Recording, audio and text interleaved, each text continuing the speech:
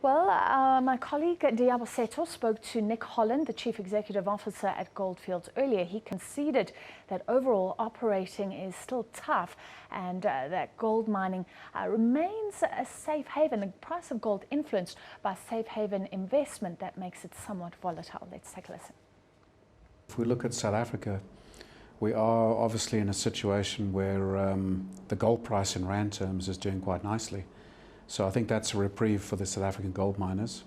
Internationally, of course, those companies that don't have currency benefit like we do here have had a tough time, so the pickup in the US dollar gold price has helped them.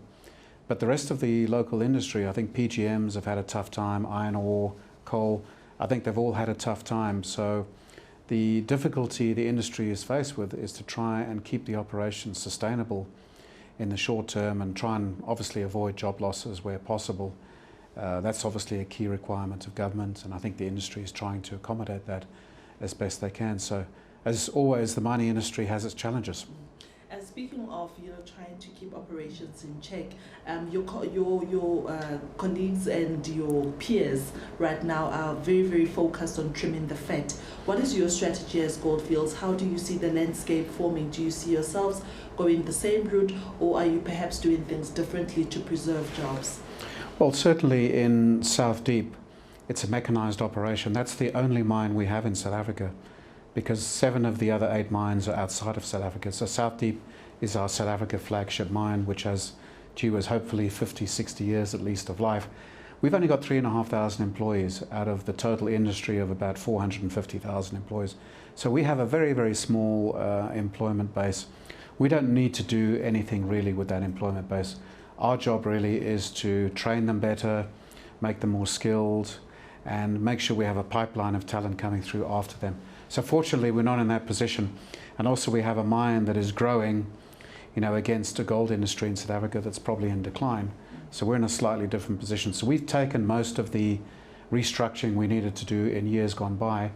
And the big value for us now is to actually get more production out of the mine. That is the value add, which I think is good for everyone, because we can grow the pie and we can make it more profitable for more taxes to government, more bonuses to employees, and more for the shareholders. So that's really our strategy. And globally, we've done the same.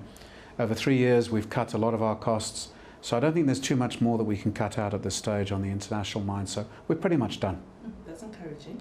Well, at the heart of last week's mining indaba in Cape Town, there was talks among companies and other mining executives that during the commodity boom, companies could have taken more advantage to offset what many are going through right now, or the losses that many are going through right now. What's your sentiment with that? Do you think in future, when we see a commodity cycle boom, companies can work differently to offset a possible loss in the next coming future? Yeah, it's a difficult question to answer, but I think if we look at the mining industry in South Africa alone, we have to look at a whole lot of issues. And the project Bekisa project that was initiated by the president was designed to do exactly that. What are the constraints? Why did we miss the mining boom last time? What are the constraints? So I think the Bekisa process has been quite useful in identifying the bottlenecks. And it's things like infrastructure, it's things like policy, it's skills, it's maybe some of the legislation that needs to be made easier. How do we make South Africa more investment friendly? How do we change some of the perceptions? So I think the project Bekisa has been a good start, and we hope that the stakeholders will continue the work to try and make our country more favourable for inward investment, which we need. We certainly are well endowed in this country with a lot of resource.